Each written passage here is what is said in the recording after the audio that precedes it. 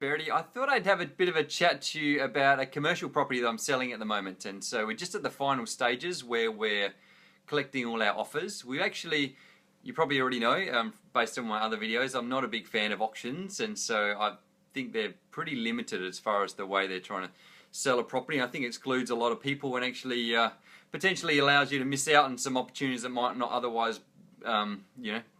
be available. And so it opens it up to people that aren't subject to any, basically auctions are saying it's cash unconditional, so people can't be subject to finance or there can't be any terms and all that sort of stuff. Particularly in the world of commercial, terms and conditions and trying to take someone's personal situation into account is really important, especially when you're talking about a property that's, multi-million-dollar property. Then sometimes people don't have, the cash sitting in the bank, or sometimes they want to negotiate something with the owner that's going to be better outcome for the owner or better outcome for them or a mixture between the two. So I thought I'd have a chat to you about a conversation that I had with a potential purchaser. They came and put an offer in, and they put an initial offer in at the start. Their offer was, to be honest, was a bit off where the asking, what we were hoping to get offers at. And so, but then they came back to, hey, Asley, thanks for joining.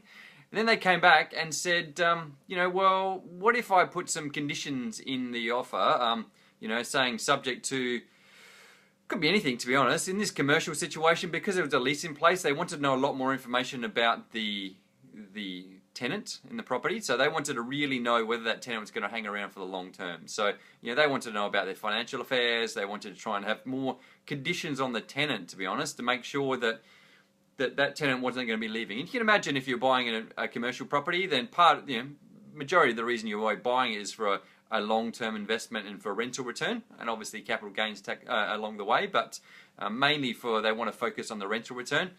And so if you have a tenant in there that's really secure, then obviously it's increasing the value of what the property would otherwise be. Obviously if the tenant's not so secure, and if they move out, then suddenly that property which you thought was quite valuable isn't so valuable anymore because you're not earning the rent that you otherwise would be. So I can understand why the purchaser wanted to know whether the tenant was open to giving more information about their situation.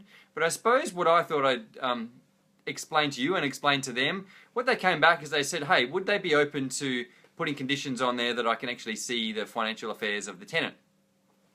I said to them, hey, well, maybe we could go back and look at that option. What I suggest to you is you put a condition in your offer saying I'd like to know more information about the tenant and I'd like them to give me their financial accounts so that I can see whether they're a secure tenant or not. And so, which is fine. Their response to me, though, was, no, I don't want to put in an offer until I know whether they're going to accept my condition. And I suppose this is what I want to explain to you, and I wanted to explain to them at the time too, is that conditions and your offer collectively make up your total offer, really, because you can put an offer at a price, but you have a condition you're not going to pay for 100 years, then really that person's not going to get any money. So conditions can be such things as when the property is going to settle, what sort of deposit you're going to pay, is it subject to finance, is it subject to a sale of a property, is it subject to all those things I talked about. You can basically make up any condition you want, but obviously the determining point of whether the owner wants to accept your condition is how much you're actually going to offer. The more conditions you put in there, the more likely it is the owner's going to want a higher offer.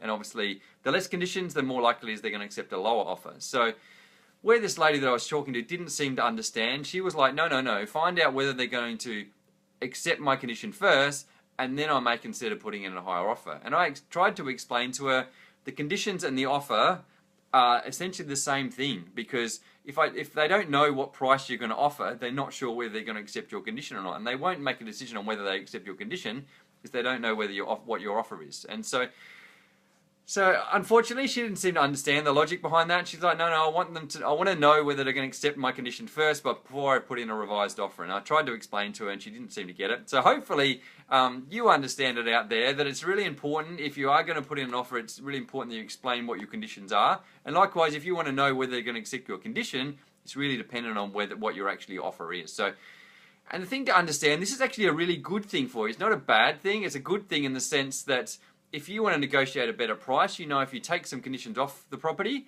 off the purchase, then you're most likely going to get a better deal. So if it's cash unconditional, then you'd hope you're going to get a better deal than if it was, subject to finance or subject to the sale of your house or whatever. And you have to understand, if that's the situation, if they get a choice between you which is subject to terms and conditions, and someone else, which is cash unconditional, and they're offering the same amount of money, they're probably going to accept the person that's cash unconditional over you. That's one of my reasons why I'm a bit anti-auction, because auctions only allow people that are cash unconditional. And so the thing for me is, it's not up to me as the real estate agent to decide whose offer I'm willing to accept. It's up to the owner to decide whether they want to accept the offer. And the offer should be conditional on, what terms and conditions the people are willing to put in. So if the owner's in a situation where they're not necessarily in a hurry and they're happy to wait for the person to sell their property, or they're happy to wait to find out what their financial situation is so they can be subject to finance, or in this situation, might be subject to getting the tenant's financial details. We don't necessarily know whether that's something the owner's willing to accept, but having an auction process, you're excluding that person right from the start, because in an auction process, it has to be cash unconditional, and we don't have any other choice. So hopefully that makes sense to you. Hopefully you can see how, from the seller's perspective, how it all makes sense. And also hopefully you can see how, from a buyer's perspective, you have an opportunity to get a better deal than you otherwise would if you can add some conditions, or likewise take some conditions off the sale of the property. So if you've liked what I had to say, then click on the like button. If you haven't liked it, still click on the like button anyway, because I really appreciate it. And if you've got a situation where you've managed to negotiate a really good deal, you might have taken off some conditions and got a much better price, or likewise you might have added some conditions or extended the settlement period, something that actually you ended up offering a higher price to the owner, but in actual fact it ended up a much better deal for you because you added conditions to the contract which allowed you a lot more flexibility, and the owner was happy to accept it, and for you and for the owner it worked out a much better deal, even though you're actually paying more. So if you've got a situation like that, I'd be interested to hear about that one too.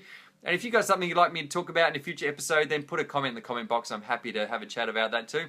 And I look forward to catching up with you guys again next time. Thanks guys. Bye.